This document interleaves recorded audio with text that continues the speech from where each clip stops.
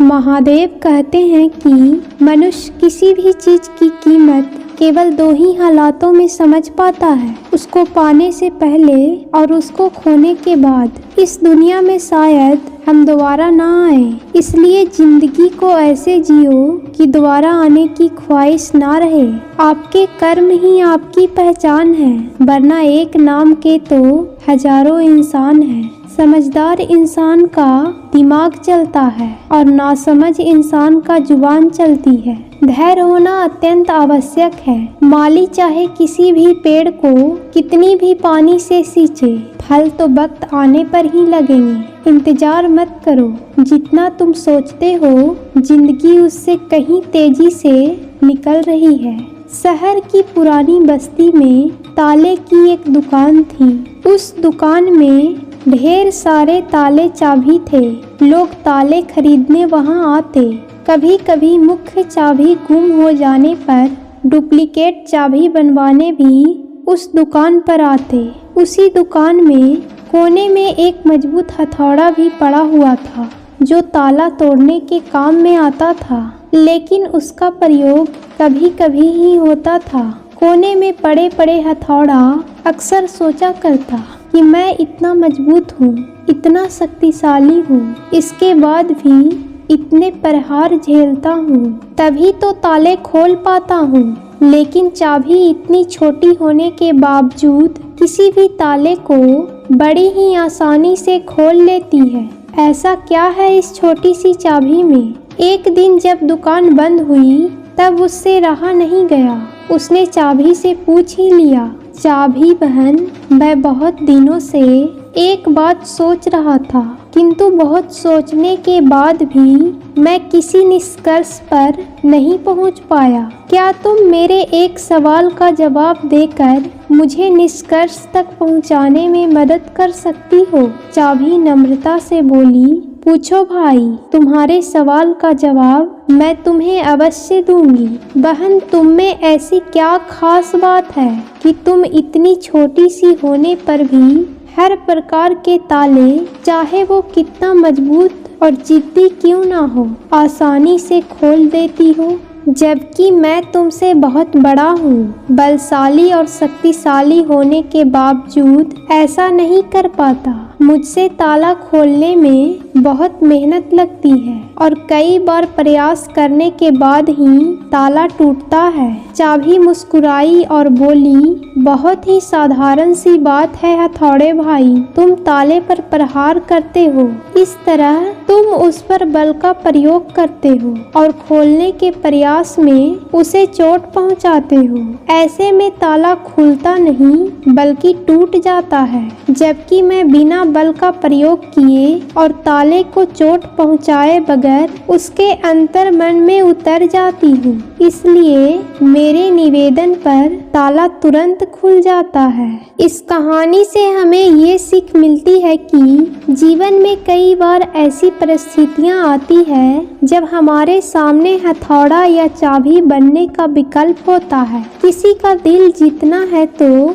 उसे हथौड़ा बनकर जोर जबरदस्ती से नहीं जीता जा सकता, बल्कि चाबी की तरह उसके दिल में उतरकर जीता जाता है। इसी प्रकार किसी से कोई काम करवाना है तो डरा धमका कर और जबरदस्ती दबाव डालकर भी काम करवाया जा सकता है, लेकिन ऐसे में कार्य के प्रति उत्साह और समर्पण भावना नहीं रहेगी। यदि किसी के दिल में कार्य के प्रति समर्पण भावना जागृत कर उसे उत्साहित कर कार्य करवाया जाए तो कार्य मन लगाकर और समर्पण से किया जाएगा और ऐसे में कार्य बेहतर होगा और परिणाम भी बेहतर प्राप्त होगा।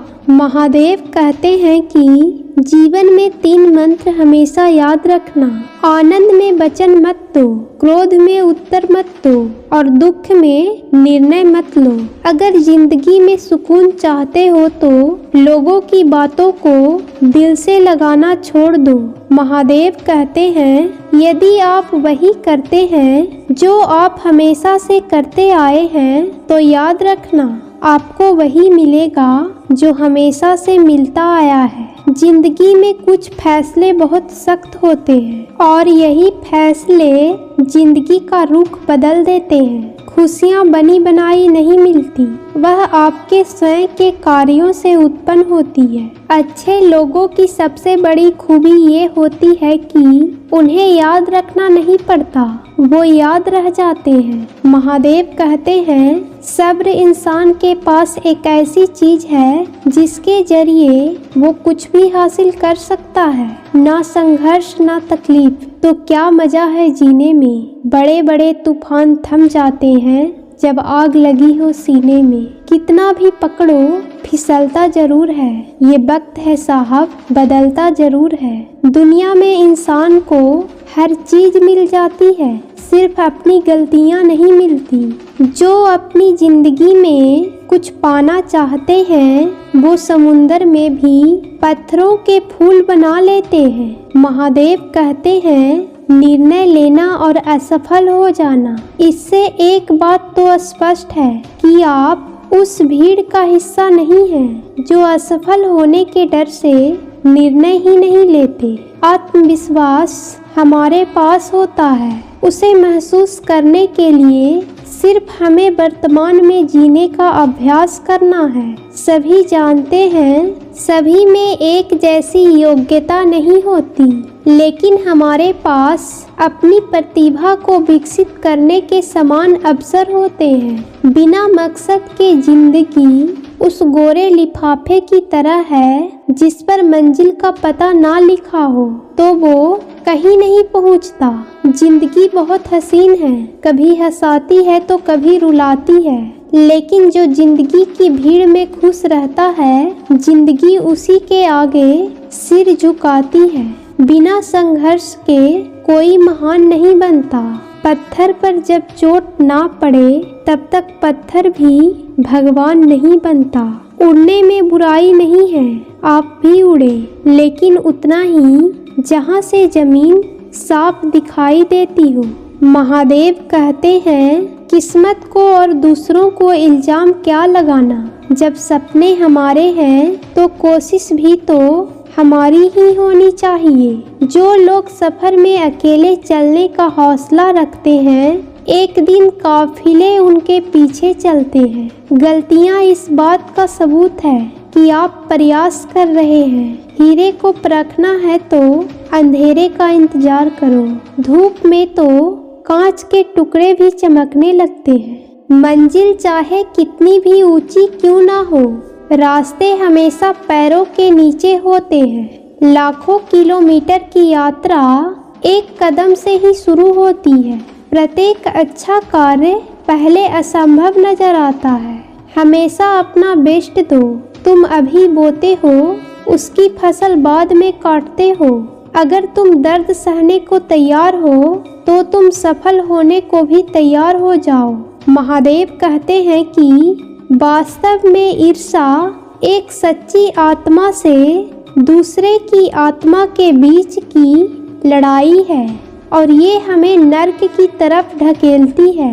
हम अपने मन की दरिद्रता को खत्म करने के लिए, अपने मन के खालीपन को भरने के लिए और अपनी अज्ञानता और अहम को मिटाने के लिए प्रयास नहीं करते, बल्कि दूसरे पर निर्भर रहते हैं और अपनी ईर्ष्याओं को बढ़ावा देते हैं। महादेव के अनुसार हम जिन भौतिक चीज़ों की वजह से एक दूसरे के साथ प्रतिस्पर्धा करते हैं, वास्तव में सदैव के लिए नहीं रहेंगे। हम अपनी तुलना जलन की वजह से दूसरों से करने लगते हैं और अगर हम इस लड़ाई में हार जाते हैं तो हमें चिंता और जलन होने लगती है।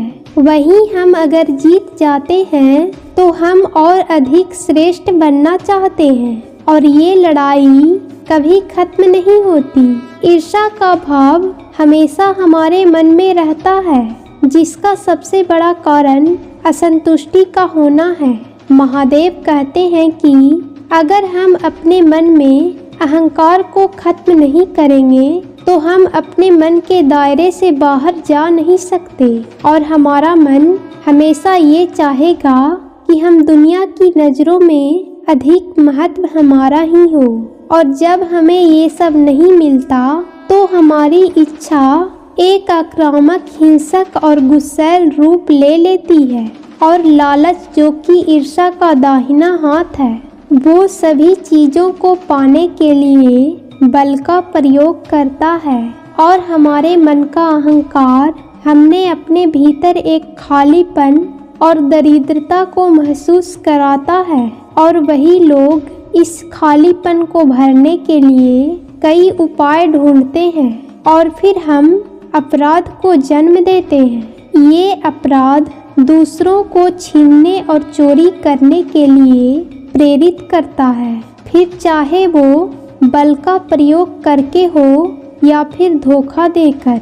मनुष्य हमेशा सत्ता के लालच में, धन के लालच में, पद प्रतिष्ठा के लालच में, नाम प्रसिद्धि, सामान्य और पुरस्कार के लालच में, यहाँ तक ही नहीं, अत्यधिक सिद्धि और ज्ञान के लालच में भी वह सब कुछ करता है जो उसका मन कहता है, और इसी तरह वो हिंसक बन जाता है। और इन सब का कारण आपके मन के एक कोने में सुलग रही जलन की चिंता है।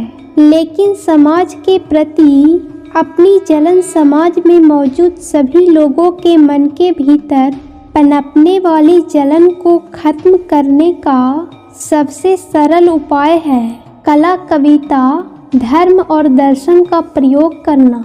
अगर हम शांति से अपनी समस्याओं का हल खोजेंगे और संतुष्टि करना सीख जाएंगे, तो ये ईर्ष्या रूपी दानव हमारे मन से खुद ब खुद जल के भस्म हो जाएगा, और हम मोक्ष की तरफ एक और कदम बढ़ा लेंगे।